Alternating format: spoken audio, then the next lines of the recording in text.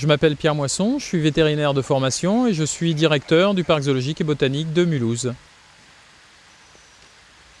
Les panthères de l'amour, c'est une espèce que l'on retrouve dans peu de zoos en Europe et même aux États-Unis. Il y a à peu près 200 individus en captivité. C'est un des félins les plus rares du monde, puisque c'est le deuxième félin le plus rare après le lynx ibérique.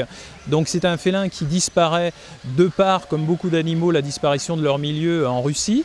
Et donc notre intérêt ici, c'est de parler justement de l'impact de cette déforestation, de cette destruction des milieux et de la biodiversité à travers tout ce qu'on peut amener aux gens en termes d'éducation et de sensibilisation à la protection dans un parc zoologique.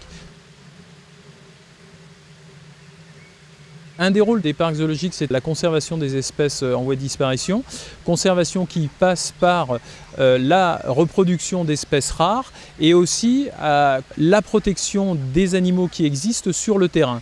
Beaucoup de gens pensent que les parcs zoologiques font de la réintroduction, reproduisent les animaux en captivité pour les réintroduire sur le terrain.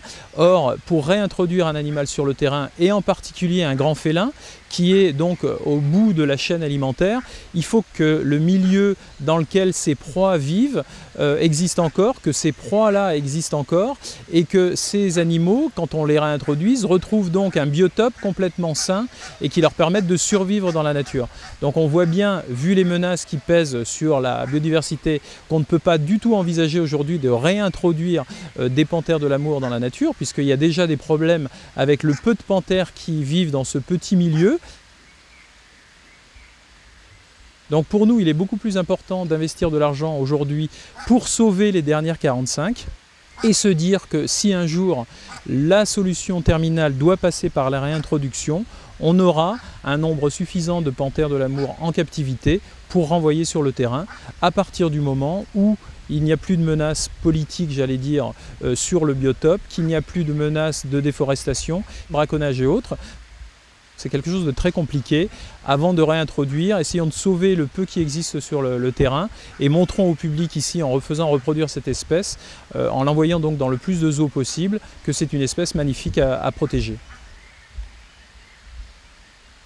Alors, dans le programme de conservation des léopards de l'amour ou des panthères de l'amour, le zoo de Londres nous a dédié un couple formé d'un mâle qui est né à Berlin et qui est arrivé ici en 2003. Et on a reçu donc en 2007 une jeune femelle de 8 mois du zoo d'Olomouc en République tchèque qui, d'un point de vue génétique, était très intéressante pour propager ses gènes avec ce mâle originaire de Berlin.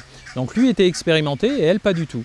Donc on les a d'abord présentés l'un à l'autre, à l'intérieur à travers des grilles, puis à l'extérieur. Ça s'est très bien passé puisque elle a fait des petits très rapidement après leur rencontre. Et chose assez rare en captivité mais aussi dans la nature, elle a pu élever ses premiers petits, puisque beaucoup de grands chats, mais aussi des petits chats domestiques, font une première portée et mangent leur premier bébé. Et là, chose assez rare, elle a élevé ces 3 petits mâles donc, qui sont nés le 10 décembre dernier et qui sont sortis dans l'enclos de présentation au public il y a à peu près 3 semaines.